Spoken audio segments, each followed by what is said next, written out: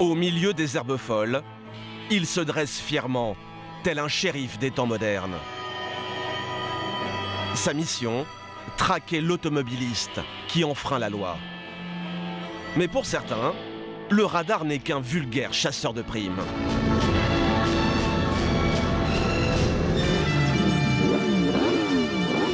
Ce jour-là, 60 motards du Vaucluse viennent le défier. Ils lui reprochent de leur faire les poches, de leur voler leurs poings. La machine de métal reste imperturbable. Mais le face-à-face va vite tourner court, avec l'assaut donné par quelques motards, munis d'une arme redoutable.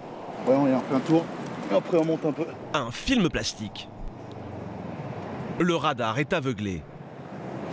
Depuis que c'est passé à 80 ici, tout le monde se fait flasher. Et simplement, c'est pour montrer un mécontentement, pour indiquer qu'on est contre cette mesure totalement impopulaire. Et c'est autorisé de faire ça? Il n'y a pas de dégradation. Non, simplement, on lui cache la vue. Il n'y a pas de casse, on ne touche pas au matériel. S'il détériorait plus ce radar, les motards pourraient être condamnés à 5 ans d'emprisonnement et 75 000 € d'amende. Alors ils vont désormais s'attaquer à la route. Le radar n'est pas signalé par un panneau. D'un coup de peinture, ils vont taguer le bitume pour avertir les automobilistes. On nous a dit qu'on mettait des radars pour faire ralentir les gens dans des zones dangereuses. Ce sont des zones de danger, elles ne sont plus signalées. On va les signaler. Donc on fait des R pour indiquer aux gens de ralentir, ils arrivent sur une zone de danger. R comme radar, mais aussi comme raquette. Pour ces motards, comme pour les 2 tiers des Français, le seul but de ces appareils serait d'engranger de l'argent. La France, championne du monde des radars. On n'en compte pas moins de 4700 au bord de nos routes. Et voilà ce que ces machines cherchent à éviter. Les accidents dus à la vitesse qui fauchent des vies. À leur arrivée en 2003, le contrat est rempli. Au fur et à mesure des installations de radars, le nombre de morts diminue. Mais en 2013, catastrophe. La courbe repart à la hausse, 3448 morts en 2017. Les radars ont beau flasher à tour de bras, 26 millions de flashs l'an dernier, le nombre de tués reste toujours aussi impressionnant. Un échec pour l'État qui se console en remplissant ses caisses. Plus d'1 milliard d'euros collectés l'an dernier. Alors, les radars nous protègent-ils vraiment? Et comment l'État s'adapte-t-il pour contrôler les automobilistes de manière toujours plus efficace?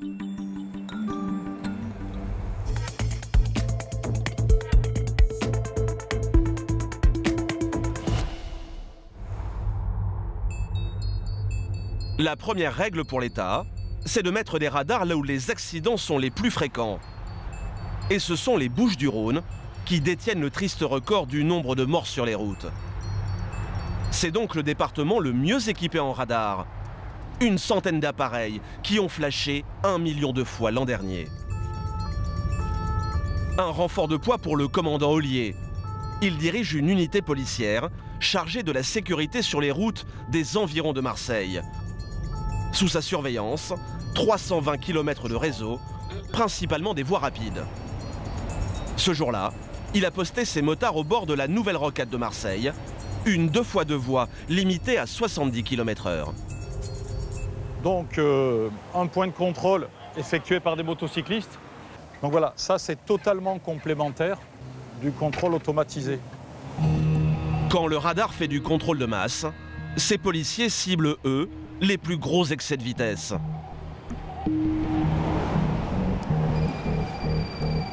Avec leurs jumelles, ils les traquent un par un et interceptent aussitôt les chauffards. 116 km/h, voie du milieu, golfe noir. Dans quasiment toutes les interventions que l'on fait, toutes les interceptions que l'on fait, au bout, il y a une rétention de permis de conduire. Si la vitesse est limitée à 70 km/h, c'est à cause d'un virage très serré sous ce tunnel. On y dénombrait 2 à 3 accidents par mois. Accrochez vos ceintures.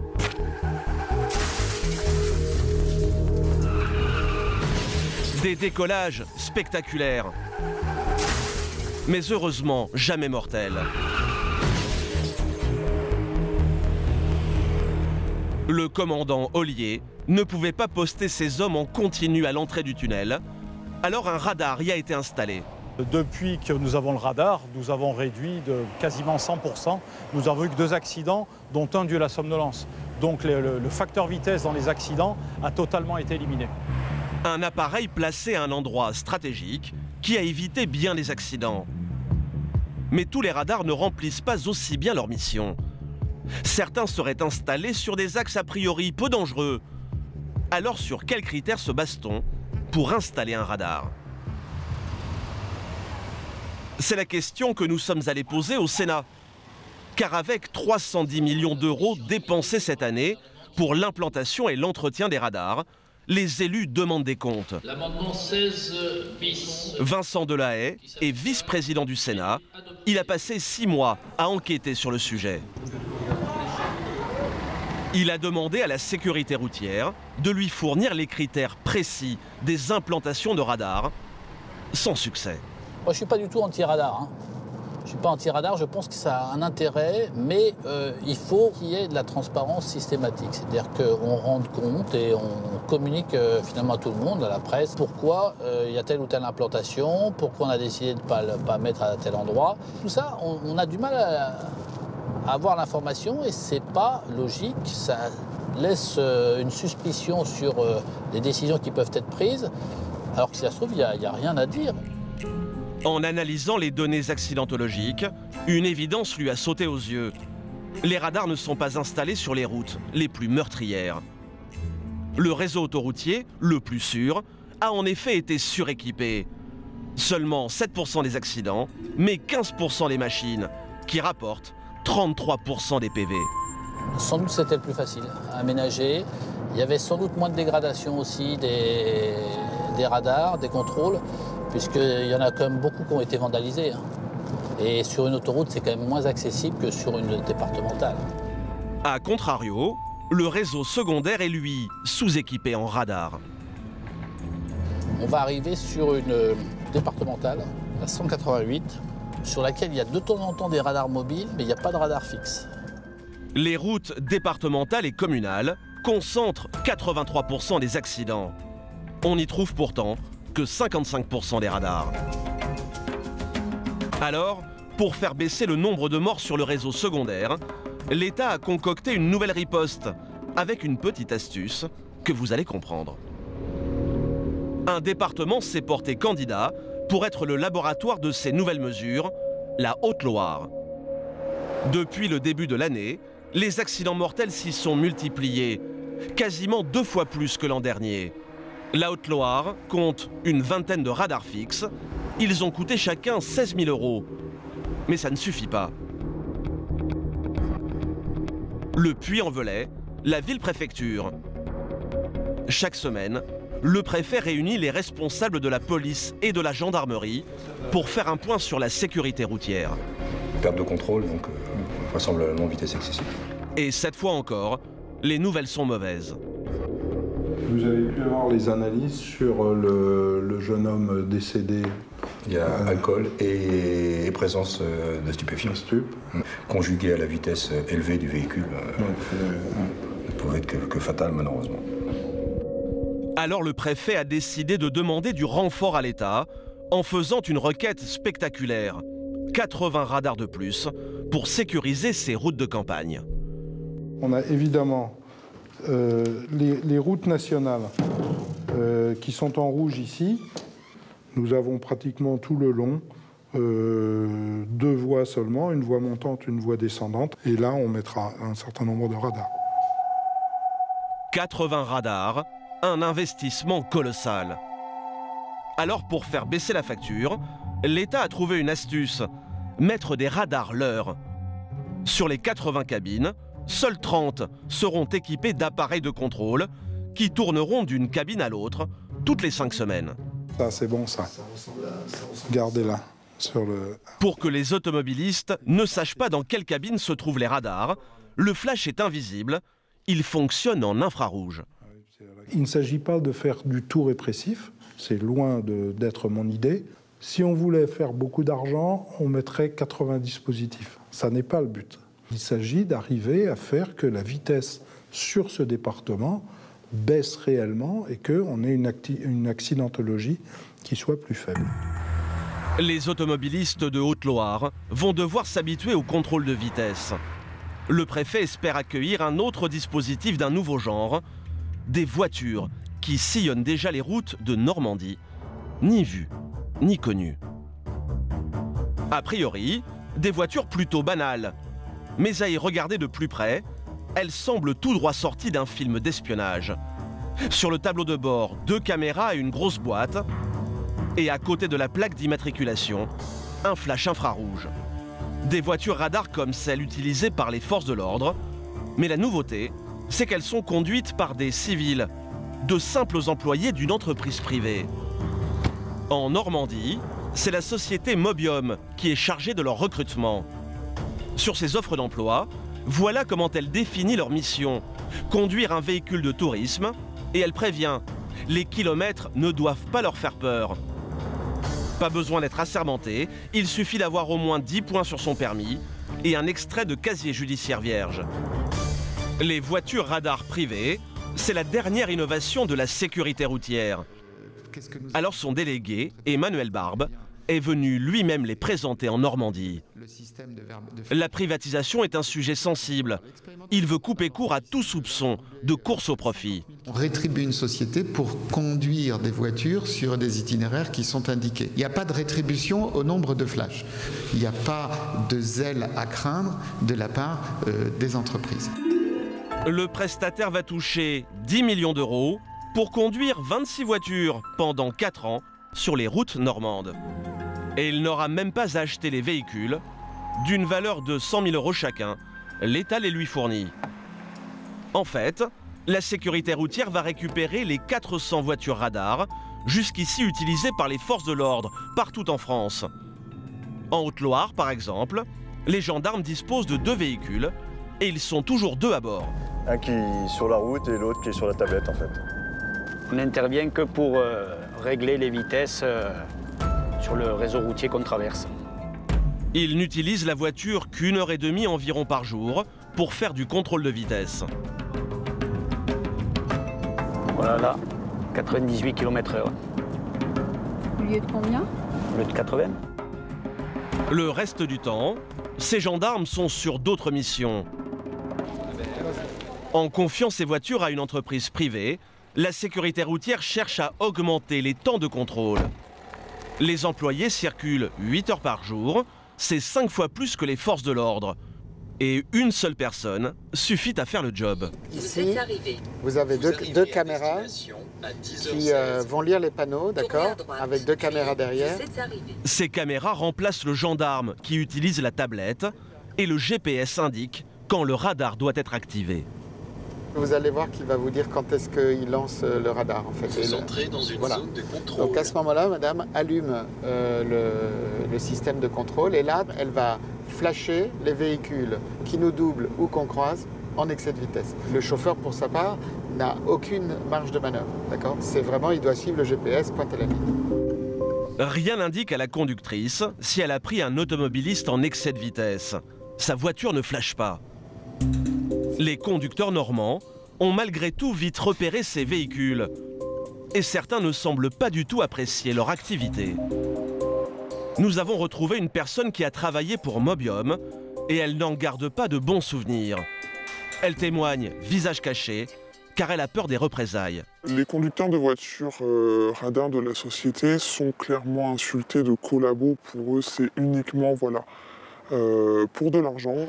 Les citoyens sont tellement contre la mesure qu'ils mettent en danger le conducteur du véhicule en essayant parfois de les mettre dans les barrières de sécurité, sur les voies rapides, faire des queues de poisson, freiner brutalement lorsqu'on s'aperçoit que le véhicule radar est derrière soi. Face à ça, qu'est-ce que vous voulez qu'on fasse? On n'est pas les forces de l'ordre, on n'est pas armé, on n'a pas de gilet pare-balles, on n'a rien pour se protéger, on est seul à bord de son véhicule. Pour cet ancien employé, confier les voitures radars au privé n'est pas une bonne idée. Elles devraient rester aux mains des forces de l'ordre. Dans un premier temps, je voyais vraiment le côté prévention. Et au fil du temps, on se rend compte que non, on a besoin d'argent, on va le prendre là où c'est facile. D'ici fin 2019, ce type de contrôle sera étendu à 6 nouvelles régions. Des contrôles toujours plus nombreux, qui peinent à diminuer le nombre de morts, mais qui remplissent toujours plus les caisses de l'État. 1 milliard d'euros cette année. Mais il y a un gros bug dans le système. L'État ne parvient pas à récupérer l'argent des PV autant qu'il le devrait. Il a pourtant construit une forteresse pour collecter ces sommes. L'Agence nationale du traitement automatisé des infractions, l'ANTAI, à Rennes. C'est là que parviennent les clichés pris par les radars et qu'ils sont transformés en PV. Mais les caméras n'y sont pas les bienvenues, en tout cas, celles qui ne surveillent pas. Alors nous avons ressorti de nos archives un reportage réalisé ici. Peu de choses ont changé depuis. Au sous-sol, des ordinateurs reçoivent les photos prises par les radars. Ils déchiffrent les plaques d'immatriculation. En consultant le fichier des cartes grises, on retrouve votre nom et le PV part dans les 48 heures. Mais de nombreux clichés sont inexploitables et ils atterrissent en un clic à la poubelle. Voilà le genre de photos dont les policiers ne peuvent rien faire. Donc 2 véhicules sur le même cliché. Classé sans suite. Impossible de savoir quel véhicule roulait trop vite à leur poubelle. Aujourd'hui, sur 4 excès de vitesse, seulement 3 donnent lieu à un PV et c'est loin d'être suffisant pour la Cour des comptes. Dans son dernier rapport, elle pointe un risque, que les radars ne soient plus assez dissuasifs. Le fait qu'un quart des infractions relevées ne donne pas lieu à contravention peut atténuer la crainte de la sanction de la part des conducteurs. Mais il y a plus surprenant encore, le taux de paiement décevant de ces amendes. Ainsi, pour 100 flashémies, seuls 75 PV sont envoyés et 60 amendes réellement payées au final. Si tous les excès de vitesse étaient réglés, l'État engrangerait 405 millions d'euros supplémentaires qui viendraient s'ajouter aux milliards déjà encaissés. Alors l'État a demandé aux fabricants de plancher sur des radars qui identifient mieux les véhicules, avec un but, encaisser l'argent qui lui échappe. Et la médaille de la machine la plus performante revient au radar chantier. Ces grosses boîtes blanches que l'on trouve parfois au bord des routes quand il y a des travaux, comme ici sur l'autoroute A13, entre Caen et Rouen. La vitesse a été abaissée à 90 km/h au lieu de 130, afin de protéger les ouvriers du chantier. Mais les automobilistes sont nombreux à dépasser la limite. Regardez cette vidéo réalisée sans trucage. Un vrai paparazzi.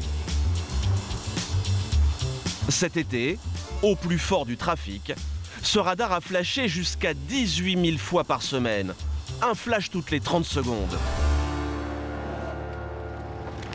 Parmi les automobilistes à s'être fait pincer, Florence, une commerciale. Jamais aucun PV pour excès de vitesse, mais depuis l'installation du radar chantier, elle angoisse, rien qu'à l'idée d'ouvrir sa boîte aux lettres. Alors? Il n'y en a pas. Pas aujourd'hui en tout cas. Ouais, ces derniers temps, il y en avait eu plusieurs. 3 la semaine dernière. Et je pense que malheureusement, il y en a encore 2 ou 3 qui vont arriver. Florence passe devant le radar tous les jours pour aller travailler. Bonjour mon cœur. Elle ne s'est pas rendue compte qu'elle s'était fait flasher. C'est seulement en recevant un premier PV 15 jours plus tard qu'elle a compris. Celui-ci, c'est le 3e. Donc on est à 96 km/h au lieu de 90, retenu 91. Vous avez calculé combien ça peut vous coûter? Ben là, j'en suis à 3 PV. J'espère pas plus de 2 ou 3 qui vont encore arriver, donc ça va faire 6 PV. Hein. 6 PV en moyenne à 45 ou 90 euros, bah, le calcul est vite fait, hein. On va être tout de suite à pas loin de 500 ou 600 euros. Florence est d'autant plus en colère qu'elle estime avoir été piégée. Nous retournons sur place avec elle. Un panneau informe de la présence d'un radar. Puis un triangle orange signale le chantier 1 km en amont. Juste après, un panneau demande de descendre à 110 km/h, suivi d'un autre à 90. Là, on voit un panneau 90 km/h et le radar est ici. Donc on vient de passer de 130 à 90 km/h en même pas 1 km. Selon Florence, la distance n'est pas suffisante pour freiner en toute sécurité et le radar ne peut pas jouer son rôle de protection vis-à-vis des ouvriers. Je pense que là, la prévention, elle est pas faite. Elle peut pas être faite sur 1 km. Une prévention, c'est on signale bien en amont. Et celui-ci, je pense sincèrement qu'il n'a pas été mis de façon intelligente. Il est là juste pour flasher et racketter les gens, tout simplement. En 2015, année de mise en service de ces radars, 2 ouvriers avaient été tués sur des chantiers. L'an dernier, une seule victime était à déplorer. De manière surprenante, on retrouve désormais ces radars chantiers un peu partout, comme sur cette départementale. Pourtant, aucun chantier à l'horizon. Ces boîtiers battent tous les records. 105 flashs par jour en moyenne, contre 15 pour un radar classique. Et vous allez voir qu'avec eux, aucun contrevenant ne passe à travers les mailles du filet. C'est en Allemagne, à Wiesbaden, que ces machines ont été conçues. Au siège du leader mondial de la surveillance de la circulation, Vitronic.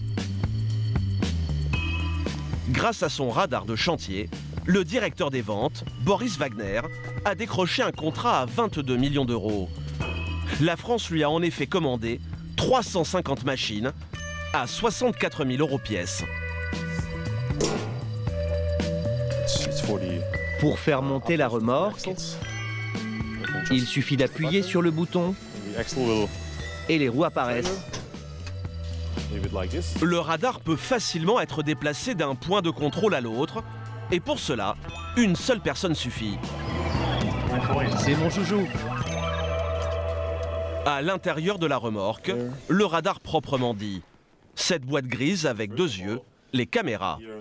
Juste à côté, le flash et un modem pour envoyer les photos. Pas besoin d'avoir de l'électricité pour faire marcher le radar, il fonctionne sur batterie. Si je veux changer une batterie, j'ouvre ici et je peux l'enlever comme ça. Il suffit de la faire glisser, c'est très simple. En fait, ces 8 batteries peuvent durer jusqu'à 7, voire 9 ou 10 jours. Mais 5, c'est le minimum garanti. Avec ce radar ambulant, l'État peut désormais surveiller les routes les plus meurtrières, comme les départementales ou les communales, pas toujours électrifiées. Et en cas d'infraction, tous les flashs débouchent sur un PV. Et cela grâce à ces composants high-tech. Des caméras haute définition, 12 millions de pixels, et surtout un laser ultra performant pour identifier une à une les voitures en excès de vitesse. On a une fenêtre ici et là pour notre laser à large faisceau. Il ne se focalise pas sur une ligne, mais il scanne la route. Ce nouveau laser balaye la route avec un angle de 45 degrés, et cela sur 75 mètres en amont. Les véhicules sont contrôlés en continu, impossible d'être caché par un autre, aucun risque de confusion pour la verbalisation. Avec notre système laser, on identifie exactement quelle voiture dépasse la limitation.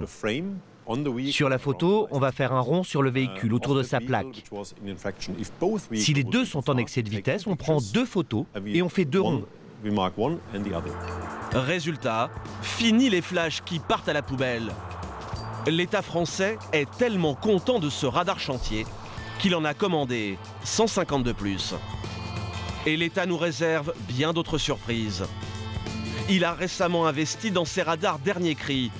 En plus de la vitesse, ils pourront d'ici peu mesurer les distances de sécurité, détecter les dépassements par la droite ou sur la bande d'arrêt d'urgence, le téléphone au volant ou encore l'absence de ceinture. Grâce à cet arsenal répressif, l'État prévoit une hausse des recettes de 12% l'an prochain.